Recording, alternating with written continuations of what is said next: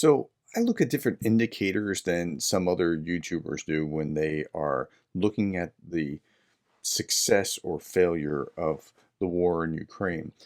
It's not bad to look at the battle map. It's useful, but it doesn't tell the full story. You also want to look at the political and economic environment. I look particularly at what leaders do or what they're unwilling to do to show me what's going to happen in the future. I'm actually terrified right now because of what I see through the lens through which I look. Um, okay, so NATO member Romania finds new drone fragments on its territory from war in neighboring Ukraine. Again, we also see this on Twitter in a Kyiv post. A new drone fragments similar to those used by the Russian military were found on Romanian soil. This indicates an unacceptable breach has occurred of the airspace of a NATO state, which poses real risk to the security of the Romanian citizens, Romanian president said. He also added that he informed NATO Secretary Jens Stoltenberg. Well, that's more than what he did the other day when he lied about it and then kind of tried to dismiss it, sweep it under the carpet, and just move on in life. Romania says it's found new fragments on its territory in a statement. Now this was all yesterday, and I was looking at this and going, oh, this is going to be very, very bad. And I'll tell you why before we're done.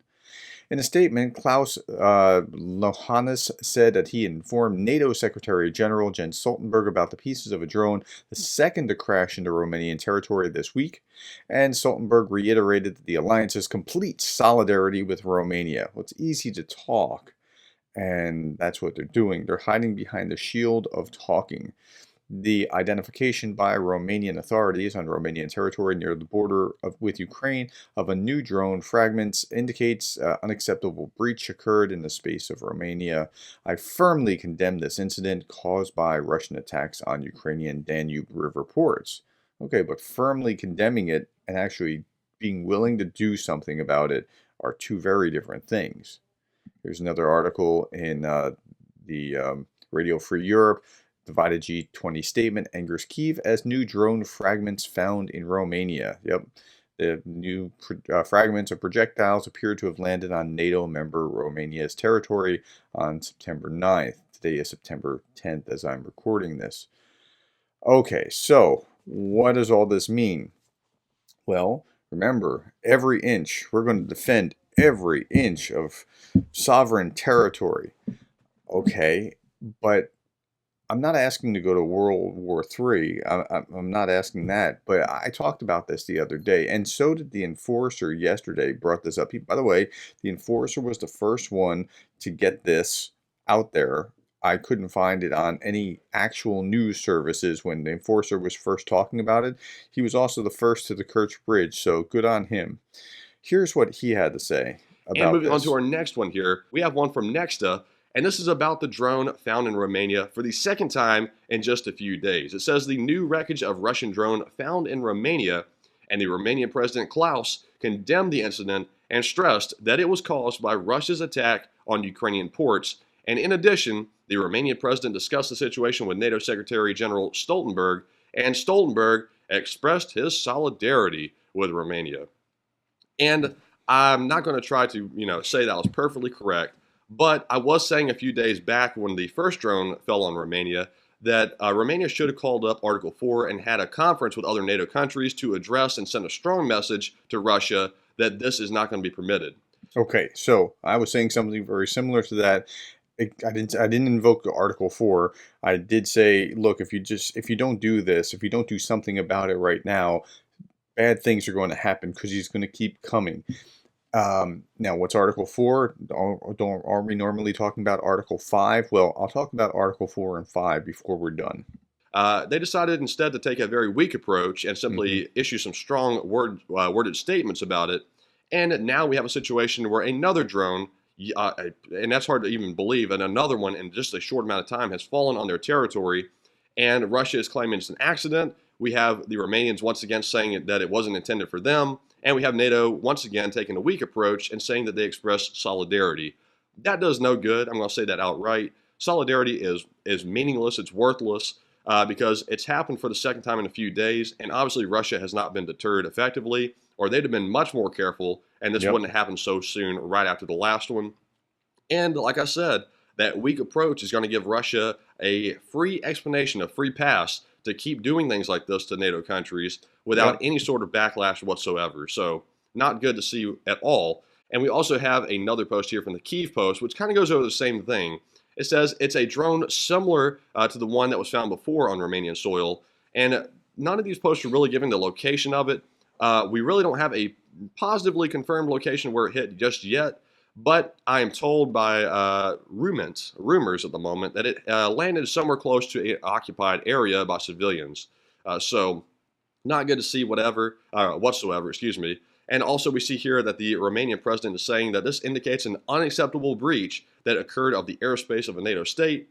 And no joke, it definitely is a pretty unacceptable breach. But if we're not going to do anything about it, what good does that statement do? Because we're not That's right. responding. Like, I can't fault anything that he says in his analysis here. Like he's spot on. If you don't do anything about it, and you say that you are going to do something about it, and then you don't, and then it happens again, and you don't actually do anything more about it, like what's the incentive to Putin? Like, let's just keep the hits coming, right? I mean, Putin is testing NATO right now through Romania. So we're going to move on from the enforcer, and we're just going to keep going and talk about what is moral hazard. Moral hazard is a lack of incentive to guard against risk where one is protected from its consequences. And that's what's happening with Putin. Putin's not feeling any of the consequences of having done this thing. They should have been peeing their pants when they realized that something went across that border. But in short order, they found out that the Romanian president was denying that it happened, and then they swept it under the rug, and then, oh yeah, maybe there were some fragments, and then, oh, well, so nothing's going to happen. I guess it doesn't matter. Yeah, that's bad. I talked about this the other day in this video, did NATO blink? It's just 4 days ago. This was, or 5 days ago now, and did Russia drone hit Romania? What will NATO do? This is what I said. So Putin may be testing the West's red lines in the same way that we've tested Putin's red lines. Like the West has been able to deter Putin by saying an attack on one is an attack on all. NATO will be worthless if it doesn't do something. But do you really want to get into a hot war over an accidental drone falling in your territory? So something has to happen. Like, I don't want World War III. I'm trying to prevent World War III. I mean, that's what I want to see happen, is the prevention of that. And that's why Putin has to be checked in Ukraine before it spills over. I don't want NATO versus Russia, because NATO versus Russia could be NATO versus Russia and whatever alliance he might have with China and North Korea and who knows. It could go sideways in so many ways that clearly NATO versus Russia is an overmatch, but I don't want that to happen. I want it to end in the territory of Ukraine, not spilling out. I want it to go no further. And I want the West to provide NATO weapons and material to Ukraine much faster so they can actually end it the correct way. Okay. So avoiding war is preferable, but so I remember this kid in my neighborhood was walking down the street, had a black eye. I said, "Hey, what happened?" He said, "Well, this other kid," he said, "he wanted to fight and I didn't, so we fought." Like, that's the way the world works. And so I think that that's where we are potentially here. Now, I don't have all the facts. I'm just showing you what I... Okay, so this was when I first heard the report of the drone falling on Romanian territory, and we didn't know that the president was necessarily going to do what he did and take such a soft course, but it looked like nothing to see here. And if you do that, so here's the principle: you get what you tolerate. Whatever you tolerate, you'll get more of, because you will attract it. So this is a principle from a psychologist. You get what you tolerate. So if you get nothing from this video other than that, this will be a good life lesson. If you put up with something that you should not put up with, you're going to get more of it. And this is what NATO is starting to do. Now, what happens when one of these fragments hits in Poland, and Poland isn't willing to, tolerate this kind of thing? Romania doesn't want to really be part of this. Romania is kind of like, I'm kind of in the alliance. Poland's very hawkish. How is that going to go? Well, we talked about Article 4 and 5. So what are NATO Articles 4 and 5? They should have at least invoked Article 4 to talk about this, to send a very strong message to say, no, this is bad. And I gave in this video a number of potential solutions. They may or may not be useful, but they needed to do something. I don't mean that they need to rain missiles down on Russia. I wasn't saying that.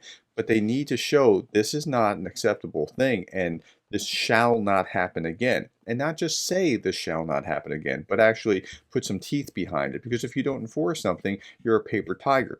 Okay, here's NATO Article 4 and 5 explained. A look at what NATO's principle of collective defence means.